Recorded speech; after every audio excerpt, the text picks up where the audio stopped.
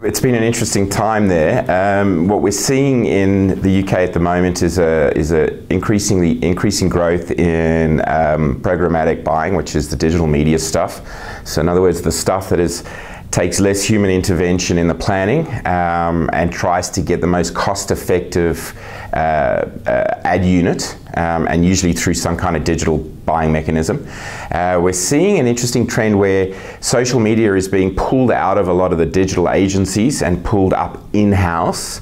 And then there's been a collaboration with the above-the-line agencies. So the above-the-line agencies are coming very much with through-the-line big ideas that live on social media, and then in-house teams are starting to control the community management and then the articulation of that content. So that's quite interesting. So social media as a standalone play seems to be not a long-term strategy for most agencies, and it makes sense. Clients do need to speak. It's like having friends. If you're going to be social, you need to be able to speak for yourself and be interesting. So we're seeing a lot of that, and I think that's good for above-the-line agencies who have been struggling to get some of that digital budget.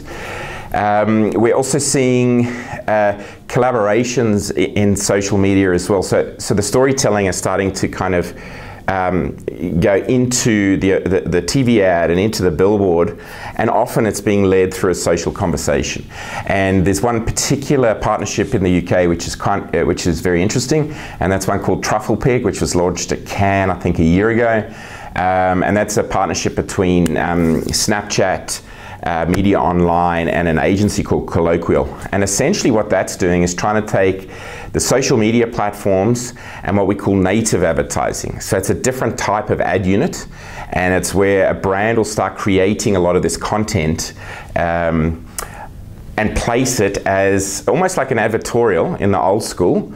But you find we're starting to see very rich and interesting stories around that content that is indirectly or loosely coupled to a brand, and that's becoming quite interesting. BuzzFeed's the main progenitor of that, and it's really, really good.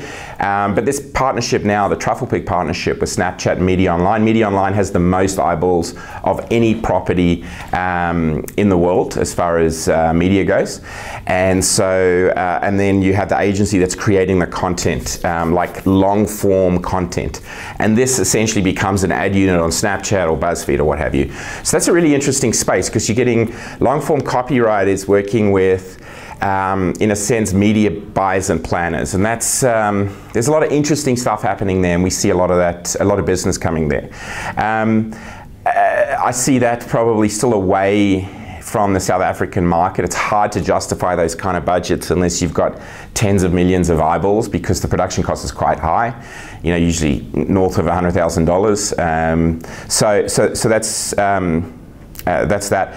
And then the final trend, I guess, or the last two trends actually, there's one development trend. So what we're seeing is lack of dedicated software development houses for brands. So what used to happen was there was a brand would, or a company would put a brief in and say, build me a brand website, and then people would go off and plan that and come back in what's called a waterfall approach. What's happening now is the brands are coming to the software agencies and saying, well, I want you to spend a very small amount of money on the actual build, and I want you to spend a lot of money on the user experience.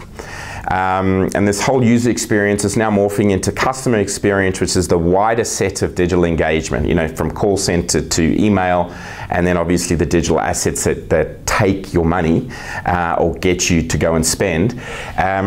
So we're starting to see that budget increasingly take more of the total budget, and therefore the development budget has to become a hell of a lot more cost effective. And on the back of that, we're seeing technologies like Drupal, which is very, very cost-effective open source web development stack take off. There's a company called Acquia in Boston that's starting to put enterprise frameworks around this open source. So what that means is we can use, you know, license-free software stacks with enterprise security and architecture, so in other words, safe, at ridiculously cost-effective prices. And so that's a trend. It's not necessarily a trend that agencies can get rich off or do famous work, But if you're an agency in that space, you can then start bringing in user experience and customer experience consultants, and then put the bigger budget to that. And essentially what it's doing, it's saying, you know, instead of the technology driving what the customer does, it flips that on its head and says, what does the customer want to do? And let's build digital assets that follow their user journey or their purchase decision path. And so, and that, you know, people in the know have been talking about this for probably 2 or 3 years, you know, even longer. But it kind of feels like the tipping point's been reached in the UK for me, and we're starting to see huge amounts of revenue driven in this sense. But it's not just a shift in revenue, it's a philosophical and methodological change. And it's really interesting to think where that might lead agencies and where that goes.